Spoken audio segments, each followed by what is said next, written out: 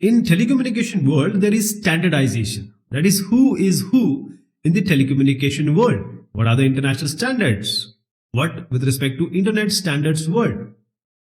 So there has to be some companies or authorities who will define and people will follow. So the topmost in the telecommunication world is ITU, International Telecommunication Union. So it has all flavor. ITU T is what we are interested in. So previously it was only in the United States. Now it is the United Nations standard. And this is telecommunication. Now coming to other international standards, we have ISO, that is International Organization for Standardization, ANSI, NIST, IEEE, I'll just show you. Then we're coming to the internet standards. We have Internet Architecture Board, IAB. Then we have the RFC, which is the request for comments, IRTF, Internet Research Task Force, IETF, Internet Engineering Task Force. So these are different authorities, standardizing authorities, working authorities. I'll just take an example of IEEE. How does it work actually? So how does it work?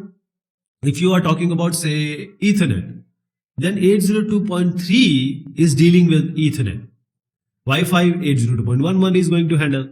For example, WiMAX, it was there, but it flopped. So it is not there. 802.16 is not functional now. There are giant names in telecommunication world, the authorities, the organization. So first is International Telecommunication Union. In 1865 it was founded, and now it is a specialized agency of United Nations. Not only United States, it's UN. So the telecom standardization sector, ITU-T. So it is developing a lot of standards for telecommunication industry. Then we have in 1947 the ISO, International Organization for Standardization.